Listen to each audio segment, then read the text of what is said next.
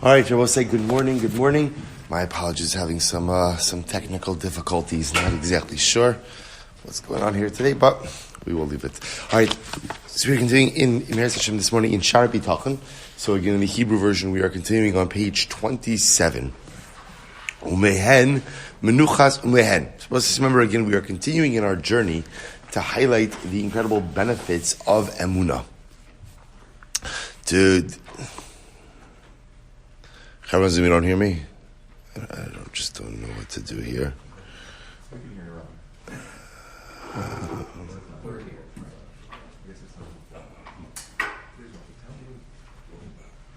Charazim, you hear me all right now?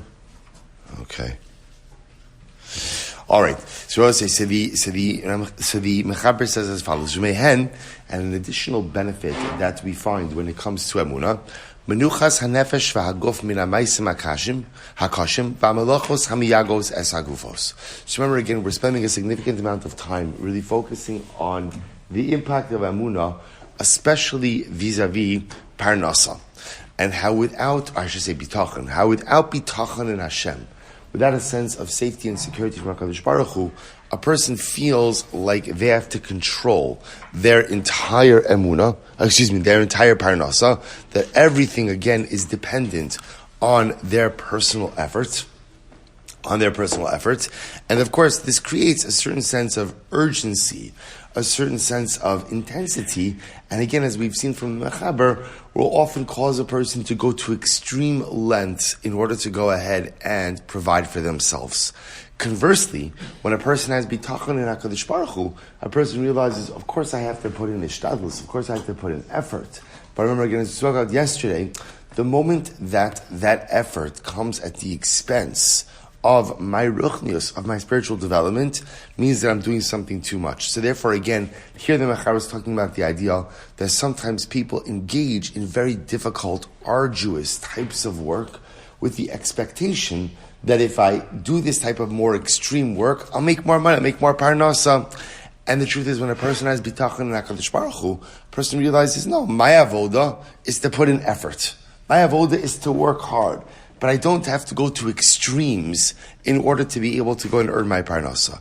He goes on, he says, Va'azov avodas hamalachim v'chukeim v'chamos anshehem.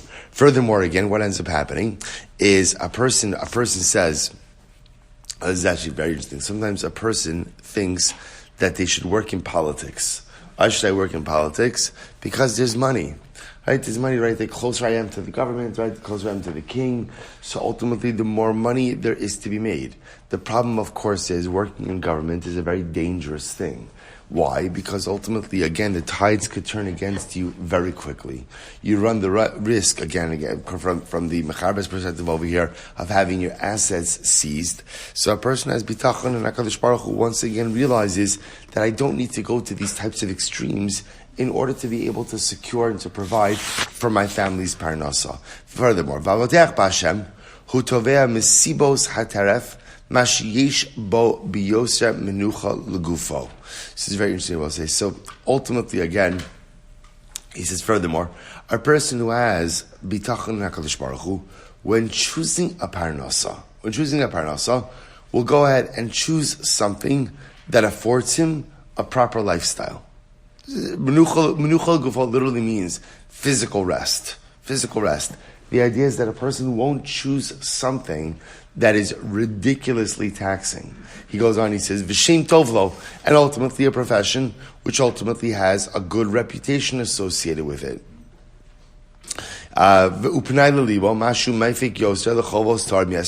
Furthermore, person will choose a parnasa that will allow me to go ahead and focus on spiritual pursuits as well.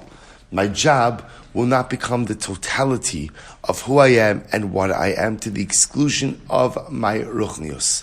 Ki asiba lo tosif lo bechuko v'lo techasrei mimenu mu'uma. Well, this is very interesting because the Mechaber says, at the end of the day, what you actually choose to do for a living won't, in essence, impact the amount of money you do or don't make, which I would say is a very overwhelming statement. Namely, the amount of money I'm going to make, that is predetermined by HaKadosh Baruch Hu for each and every year.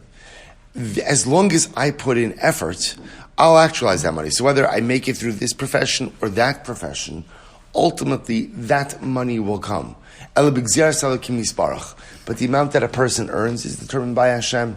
Kimo shenemar, kilo mimotza, umimarav, midbar harim, kelokim shofet, ze yashpil, v'ze yarim. V'omar,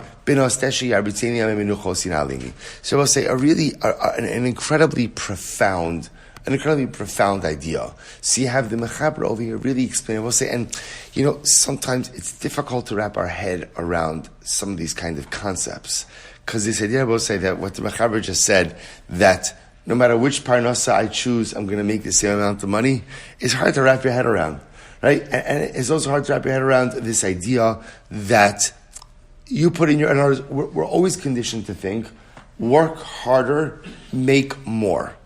Now, by the way, is that statement still true? It definitely is still true in Rambam Fishtas. In other words, the more effort you put in, there is no question that you may see additional results. What the Mechaber is trying to highlight, as I will say, is this balance between our ruchnius and our gashmius. And you see, the problem that often comes up in life is sometimes the more I go ahead, I assume the more effort I put into the gashmius, the more successful I will be.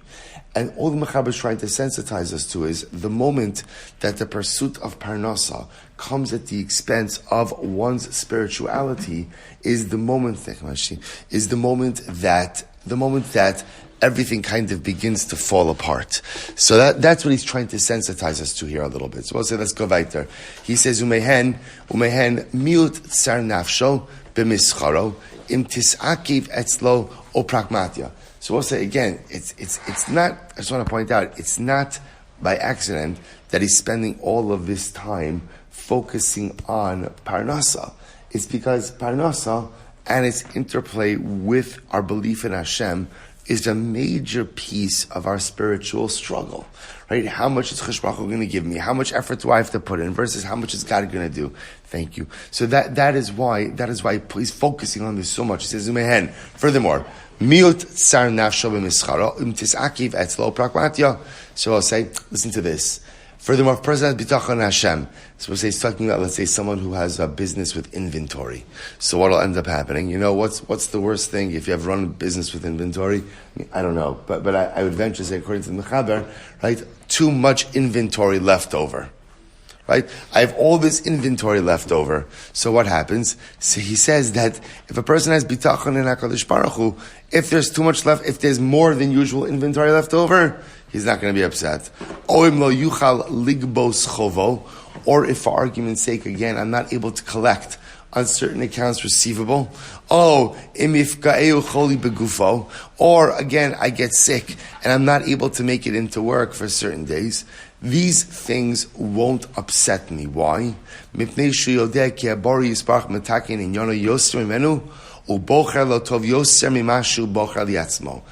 the end of the day, I know that the Ribono Shel Olam has my back. That's it. I know at the end of the day, He's taking care of me. And at the end of the day, I will say again, my job, just to be clear, my job is I have to put in effort.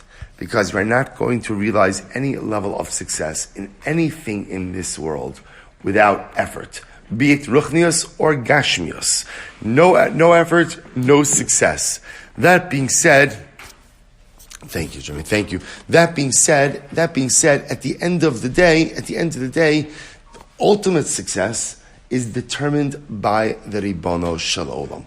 All of that comes from Hashem. He goes on, he says, Hashem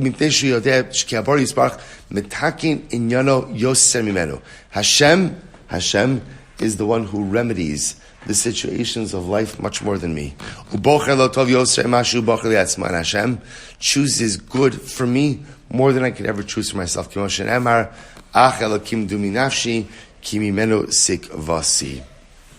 We'll say a really beautiful pasuk from Tehillim that ultimately, again, that at the end of the day, all my soul yearns for is HaKadosh Baruch Hu, ki mimenu tikvasi, for my hope ultimately comes from him. So we'll stop over here for today, but really some incredibly profound and overwhelming lessons in the power of bitachon. I will say, again, I've said it a number of times, but I think it's important to say it again.